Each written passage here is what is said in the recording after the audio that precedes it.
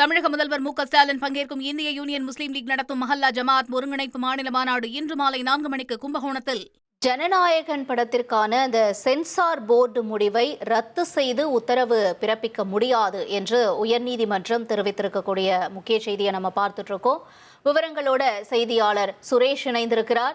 சுரேஷ், தொடர்ந்து உயர்நீதிமன்றம் தரப்புல இந்த ஜனநாயகன் படத்துக்கான இந்த விசாரணையில என்ன சொல்லியிருக்காங்க, விவரங்களை பதிவு செய்யலாம். வணக்கம்.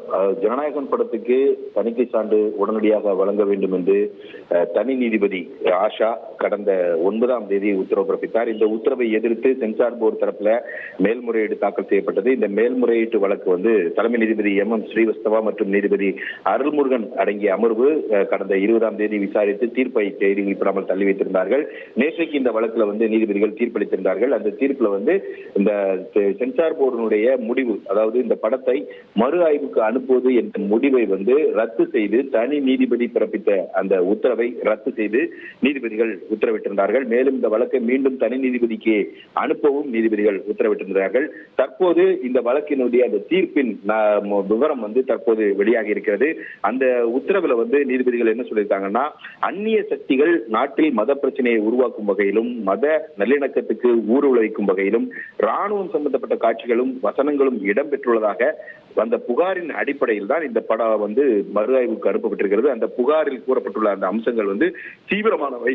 அதனால் இந்த படத்தை திரையிடுவதற்கு அனுமதிக்கக்கூடிய முன்பு இந்த புகார் தொடர்பாக தீவிரமாக ஆராய வேண்டும் என்ற காரணத்தினால்தான் இந்த படம் மறு ஆய்வு குழுவுக்கு அனுப்பப்பட்டிருக்கிறது என்று நீதிபதிகள் தங்கள் தீர்ப்பில் சுட்டிக்காட்டியிருக்கிறார்கள்.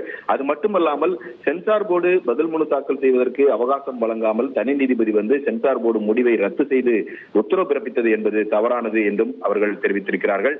மேலும் படத்தை மறு ஆய்வுக்கு அனுப்புவது குறித்த அந்த முடிவு என்பது ஏற்கனவே பட தயாரிப்பு நிறுவனத்துக்கு தெரிவிக்கப்பட்ட போதிலும் அந்த முடிவுக்கு எதிராக எந்த ஒரு கோரிக்கையும் வைக்காமல் படத்துக்கு சான்று வழங்க வேண்டும் என்ற கோரிக்கையை முன்வைத்து பட நிறுவனம் தாக்கல் செய்த இந்த வழக்கு விசாரணைக்கு உகந்தது அல்ல என்றும் நீதிபதிகள் தங்கள் தீர்ப்பில் சுட்டிக்காட்டியிருக்கிறார்கள்.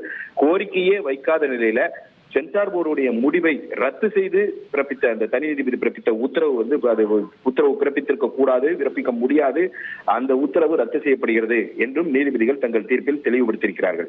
தமிழக முதல்வர் மு.க.ஸ்டாலின் பங்கேற்கும் இந்திய யூனியன் முஸ்லீம் லீக் நடத்தும் மஹல்லா ஜமாத் ஒருங்கிணைப்பு மாநில மாநாடு இன்று மாலை 4 மணிக்கு கும்பகோணத்தில்.